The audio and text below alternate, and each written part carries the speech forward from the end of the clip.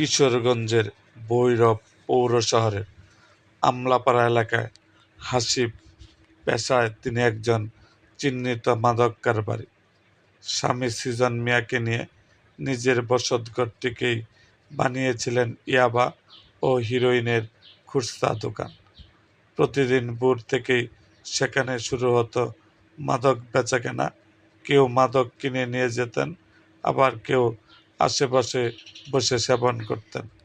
বিষয়টি নিয়ে দীর্ঘদিন ধরে অতিষ্ঠিত ছিল ভৈরব পৌর শহরের আমলাপাড়া এলাকার মানুষ।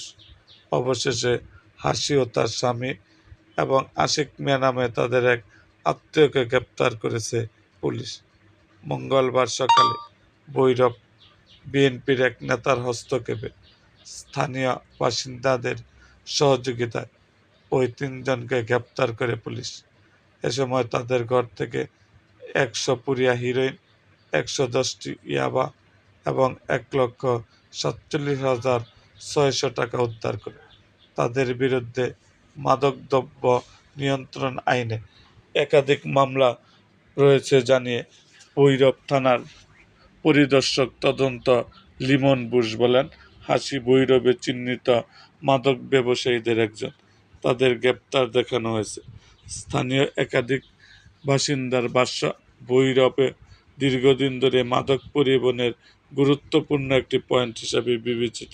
সড়ক, রেল ও নৌপথের সুবিধা কাজে লাগে এখান থেকে বিভিন্ন এলাকায় মাদক সরবরাহ করা হয়।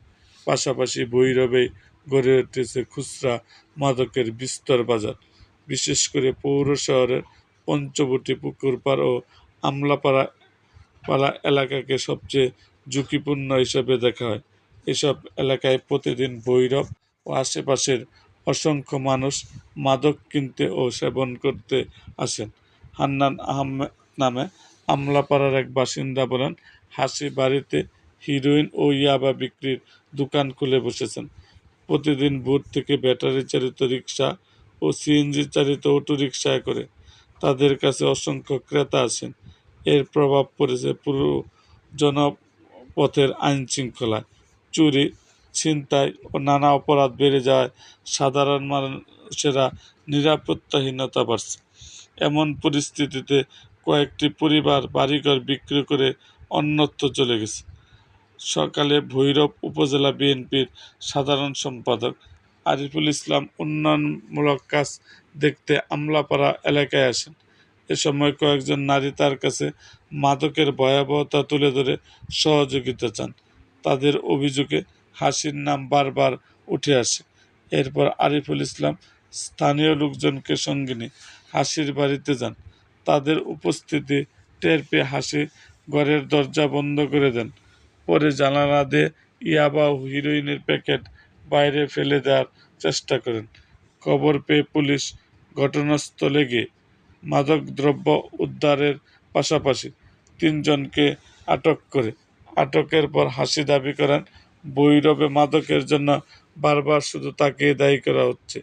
থানায় আনার পরও উত্তেজিত স্বরে তিনি একই অভিযোগ করেছিলেন। হাসি বলেন, ভৈরবের ঘরে ঘরে মাদক খায় আর বিক্রি করে, দোষ হয় শুধু আমার। পুকুরপাড় ও আমলাপাড়া এলাকায় অভিযান চালালে খুব কম বাড়ি পাওয়া যাবে যেখানে মাদক বা মাদক শিবির অস্তিত্ব নেই। আটক অবস্থায় হাসি জানিয়েছেন, তার বাসা থেকে উদ্ধার করা টাকার মধ্যে 12,640 টাকা 1 ঘন্টায় মাদক বিক্রি থেকে পাওয়া। মাদক ব্যবসা লাভের পুরো টাকা তার কাছে থাকে না। স্থানীয় প্রভাবশালী ব্যক্তি, অসাধু রাজনৈতিক নেতা এবং অন্যদেরও বড় অংশ দিতে হয়।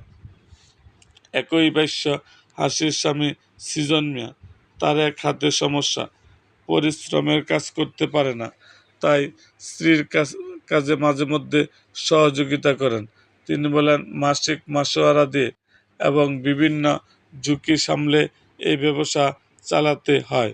পুলিশের মামলা, গ্রেপ্তার ও আইনি ব্যয়ের কারণে লাভের বড় অংশ চলে যায়। ভৈরব উপজেলা বিএনপির সাধারণ সম্পাদক আরিফুল ইসলাম বলেন, তারা মূলত সড়ক নির্মাণ কাজ দেখতে গিয়েছিলেন, কিন্তু স্থানীয় নারীরা মাদক থেকে মুক্তি পেতে সাহায্য চাইলে তারা বিষয়টি গুরুত্ব দেন। পরে স্থানীয় বাসিন্দাদের সঙ্গে নিয়ে অভিযানে গেলে হাসি জ্বালানা দিয়ে মাদক ফেলে দেওয়ার চেষ্টা করেন। পরে পুলিশ এসে হাসি সহ 3 জনকে আটক করে নিয়ে যায়। এরকম আরও ভিডিও পেতে এবং রাজনৈতিক অঙ্গনের নানা ঘটনা ও ইতিহাস জানতে আমাদের মুক্তাগাছার ইতিহাস মিডিয়া ইউটিউব চ্যানেলটিকে সাবস্ক্রাইব করুন এবং পাশে থাকা বেল আইকনটি বাজিয়ে দিন।